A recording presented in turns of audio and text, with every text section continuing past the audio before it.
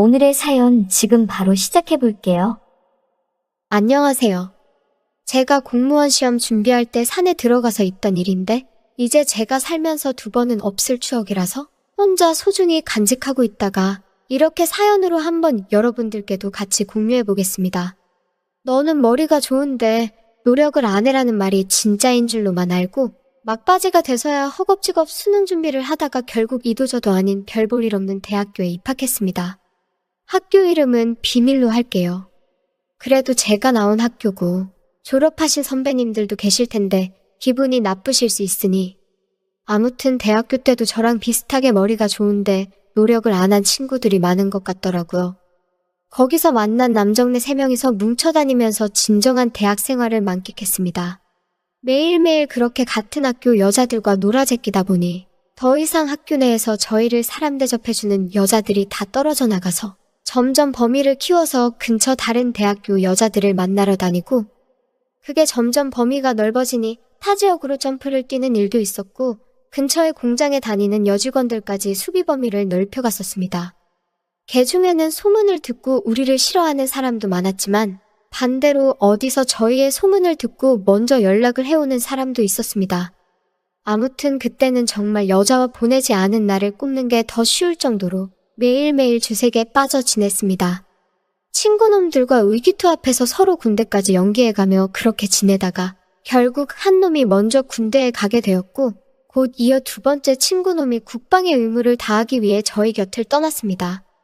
혼자 덩그러니 남은이 셋이 있을 때 마냥 시간을 보내도 왠지 흥이 살지도 않고 조금 질리기 시작했습니다. 그래서 그동안 손 놓고 있던 학교에나 충실해볼까 했는데 2년을 내리 놀기만 했더니 따라가는 것만으로도 버겁더라고요. 처음엔 그래서 저도 친구들 따라 군대를 가려고 했는데 또 막상 생각해보니 이왕 온 대학인데 이 상태로 군대까지 갔다간 정말 머리가 굳어버려서 전역하고 나면 진짜 큰 문제가 되겠다는 생각이 들기에 한 번 더 입영 연기를 하고 공부에 전념하려고 했습니다. 그런데 제 버릇이 어디 가질 않더군요. 친구들이 없어서 여자들과 노는 걸 못할 뿐이었지 사실 아직도 개인적으로 저를 만나고 싶어하는 여자들이 덜어 있었어서 그녀들의 호출에 항상 저는 5분 대기조였었죠. 물론 공부도 조금씩 하려고 했습니다마는 결과가 그다지 좋은 편은 아니었습니다. 그렇게 어영부영 지내다 보니 이력서에는 쓰기 불편한 성적으로 졸업을 하고 결국 미루던 군대를 가게 되었습니다. 군대에 있으니 달아오르는 걸 풀 수가 없잖아요? 주변의 여자라고는 병사식당에 계시는 아줌마 가끔, 그리고 제가 어찌 감히 손뗄 엄두조차 나지 않는 여군 간부님들과 선임들 면회 오는 여자친구들이 제가 볼 수 있는 여자들 전부였으니 아무것도 할 수 없어서 정말 죽을 맛이었습니다. 저를 알던 수많은 여자들은 어디서 뭘 하는지 코빼기도 보이지 않더라고요. 덕분에 군대에서 휴가를 준다는 건 눈에 불을 켜고 해서 2달에 한 번 정도는 바깥 공기를 쐬며 쌓인 걸 해결할 수 있었죠. 그렇게 전역을 하고 나와 오래 기다리던 친구들을 다시 만났으나 이 친구들은 군대에서 득도를 하고 온 것인지 세상의 번뇌를 버리고 남은 시간 학업에 온 힘을 쏟는 공부벌레가 되어 있었습니다.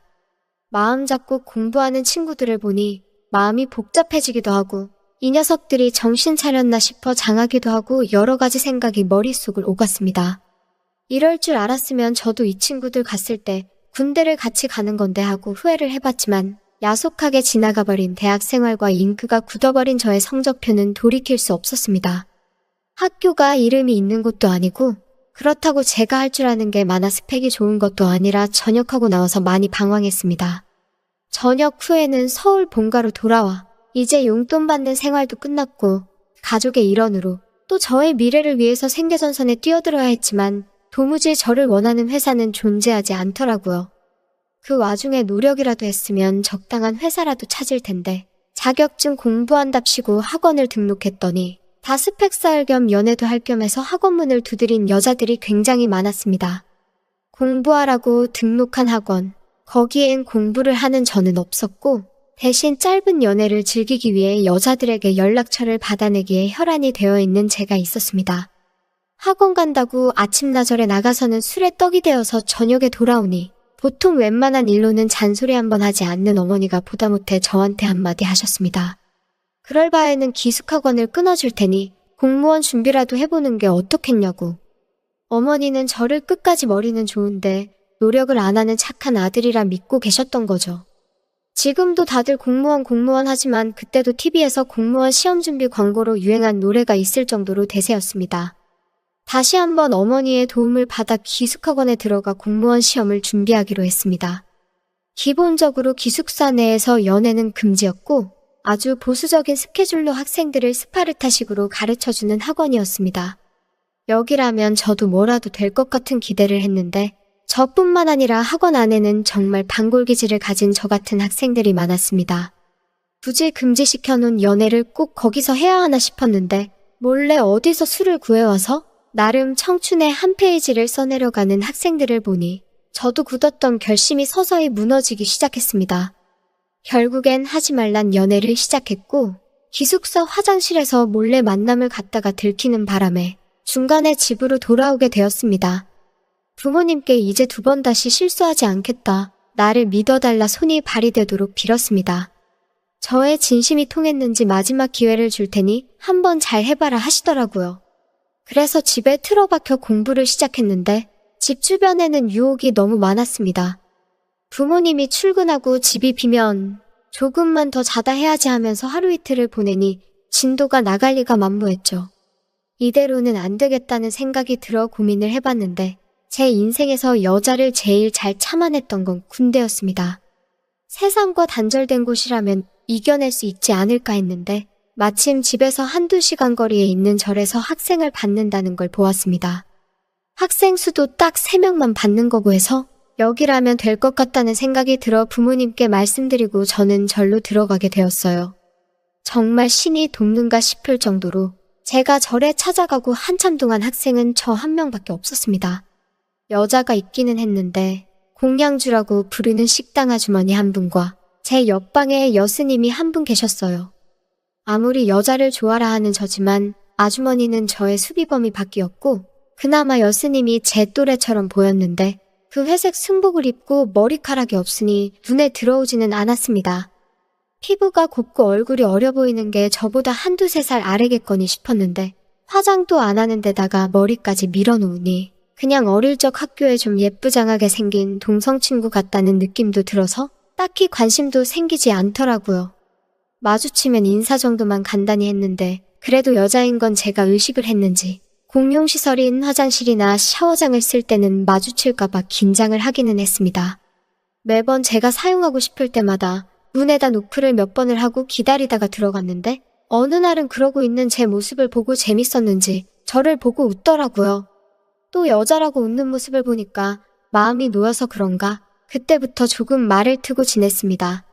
조금 내성적이긴 했지만 말은 잘 통했는데 대화를 나눠보니 절에 온 지는 1년 정도밖에 안 됐고 가정환경 때문에 어려서부터 방황하다가 모든 게 실증이 나서 작년에 다 포기하고 절로 들어왔다고 말하더군요. 아버지가 재혼을 하면서 가족들에게 버림받고 여기저기 옮겨다니며 살았다는 이야기를 하는데 조금 우여곡절이 많았던 것 같아 제가 너무 속편히 살아왔나 싶은 생각도 들었습니다.